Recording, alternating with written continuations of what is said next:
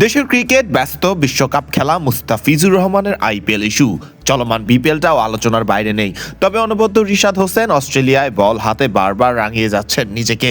Big ব্যাশের দল Hobart হারিকেন্সের অন্যতম গুরুত্বপূর্ণ বোলার বনে যাওয়া রিশাদ ফের জোড়া উইকেটের মালিক হলেন ব্রিসবেন হার্টের বিপক্ষে খেলা বিগ ব্যাশের ম্যাচে। হোবার্ট হারিকেন্স অধিনায়ক নাথান এলিস টসে জিতে সিদ্ধান্ত নেন বোলিং করার। একে একে এলিস ব্যবহার করেন নিজের দলের মোট ৮ জন বোলার। সেই ৮ জনের মধ্যে একজন যে ছিলেন রিশাদ হোসেন, যে রিশাদ বল হাতে উইকেট শিকারের পাশাপাশি কিপ্টে বোলিংটা করতেও যে বেশ পটু। রিশাদ এদিন নিজের করা ৪ ওভারে রান দিয়েছেন মাত্র ২৭।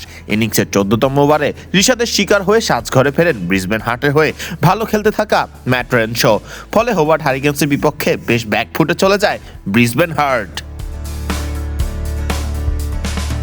ভালো বল করতে থাকা রিশাদ নিজের শেষ এবং ইনিংসের ১৯তম ওভারে ফেরান মার্নুস লাবুশেনকে। রিশাদের করা বলে মিচেল ওউনের হাতে ক্যাচ দিয়ে ব্যক্তিগত ৫ রানে সাজঘরে ফেরেন মার্নুস লাবুশেন। জোড়া উইকেট পাওয়া রিশাদ আবারও মাঠের ক্রিকেটেই জানান দিলেন কেন তাকে নিয়ে অস্ট্রেলিয়ার মতো ক্রিকেট লিগে এত মাতামাতি। স্বাভাবিকভাবে বলা যায় রিশাদের এমন পারফরমেন্সের ফলে আনন্দ কাজ করে গোটা দেশের ক্রিকেট ভক্তদেরই। বলাই যায় পয়েন্ট টেবিলের শীর্ষে থাকা রিশাদের দল হোবার্ট হারিকেন্স টুর্নামেন্টের শিরোপা জেতার অন্যতম দাবিদার। ফরদিন রহমান সকাল, বিডি ক্রিক টাইম।